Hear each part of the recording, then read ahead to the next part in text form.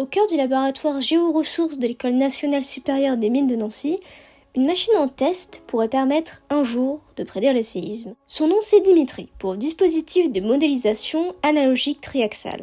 Audrey Bonelli, enseignante-chercheuse au département Géosciences et Génie civil des mines de Nancy, dirige les tests sur cette plateforme.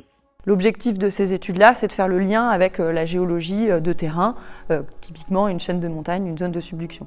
Et en fait, il manque un espèce d'intermédiaire entre l'échelle classique du laboratoire et l'échelle du terrain. C'est là que Dimitri vient s'insérer. Il permet de faire des analogues de tremblements de terre, c'est-à-dire qu'on utilise des matériaux qui ne sont pas forcément des matériaux naturels pour reproduire tout le cycle sismique.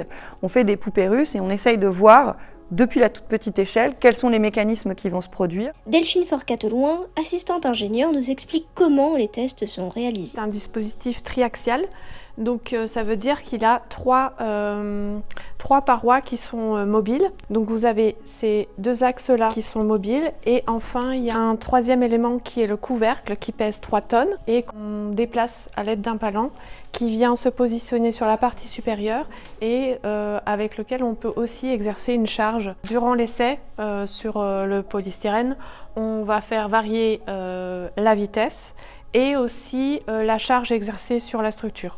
18 capteurs recouvrent le bloc de polystyrène le long de la faille pour mesurer la déformation du matériau. Plus poreux que des roches comme le granit, le polystyrène permet de mesurer en détail la phase précédant le tremblement de terre, comme ici. Les déformations que l'on entend sont de l'ordre du micromètre.